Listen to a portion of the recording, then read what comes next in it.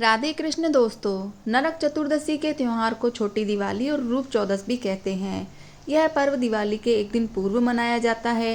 इस दिन श्री कृष्ण, यमराज, भगवान वामन, माता काली, हनुमान जी और शिव जी की पूजा होती है। आओ जानते हैं कि क्यों मनाई जाती है छोटी दिवाली। छोटी दिवाली की पौराणिक कथा। कृष्ण अपनी 8 पत्नियों के साथ सुखपूर्वक द्वारिका में रह रहे थे। एक दिन स्वर्गलोक के राजा देवराज इंद्र ने आकर उनसे प्रार्थना की, हे कृष्ण, प्राग ज्योतिषपुर के दैत्यराज भौमासुर के अत्याचार से देवतागण त्राही त्राही कर रहे हैं। क्रूर भौमासुर ने वरुण का छत्र, अदिति के कुंडल और देवताओं की मणि छीन ली है और वह त्रिलोक विजयी हो गया। इंद्र ने कहा, भौमासुर ने पृथ्वी के कई राजाओं और आम जनों की अति सुंदरी कन्याओं का हरण कर उन्हें अपने यहाँ बंदी गृह में डाल रखा है। कृपया आप हमें बचाइए प्रभु। इंद्र की प्रार्थना स्वीकार करके श्री कृष्ण अपनी प्रिय पत्नी सत्यभामा को साथ लेकर गरुड़ पर सवार हो प्राग ज्योतिषपुर पहुँचे। वहां पहुंचकर भगवान कृष्ण ने अपनी पत्नी सत्यभामा की सहायता से सबसे पहले मुर दैत्य सहित मुर के 6 पुत्र ताम्र, अंतरिक्ष श्रवण और विभावसु, नभस्रवान और अरुण का संहार किया। मुर दैत्य के वध हो जाने का समाचार सुन भौमासुर अपने अनेक सेनापतियों और दैत्यों की सेना को साथ लेकर युद्ध के लिए निकला। भौमासुर को स्त्री के हाथों मरने का श्राप था, इसलिए भगवान श्री कृष्ण ने अपनी पत्नी सत्यभामा को सारथी बनाया और घोर युद्ध के बाद अंत में कृष्ण ने सत्यभामा की सहायता से उसका वध कर डाला। इस प्रकार भौमासुर को मारकर श्री कृष्ण ने उसके पुत्र भगदत्त को अभयदान देकर उसे प्राग ज्योतिष का राजा बनाया। भौमासुर के द्वारा हरण कर लाई गई 16,100 कन्याओं को श्री कृष्ण ने मुक्त कर दिया।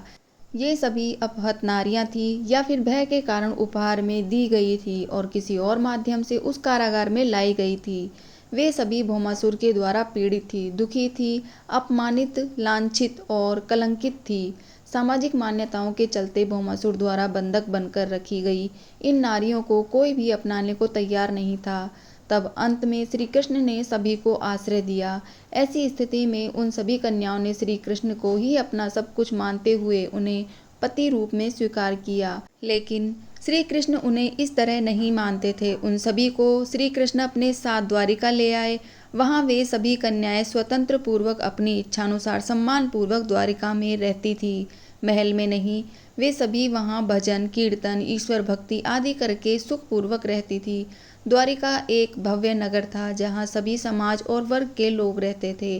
भागवत पुराण में बताया गया है कि भौमासुर भूमि माता का पुत्र था। विष्णु ने वराह अवतार धारण कर भूमि देवी को समुद्र से निकाला था। इसके बाद भूमि देवी ने एक पुत्र को जन्म दिया। पिता एक देवी शक्ति और माता पुण्यात्मा होने पर भी भौमासुर क्रूर निकला। वह पशुओं से भी ज्यादा क्रूर और अधमी था।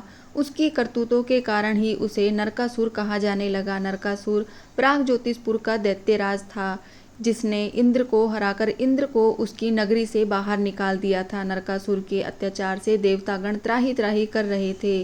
वह वरुण का छत्र, अदिति के कुंडल और देवताओं की मणि छीनकर त्रिलोक विजयी हो गया था। वह पृथ्वी की हजारों सुंदर कन्याओं का अपहरण कर उनको बंदी बनाकर उनका शोषण करता था।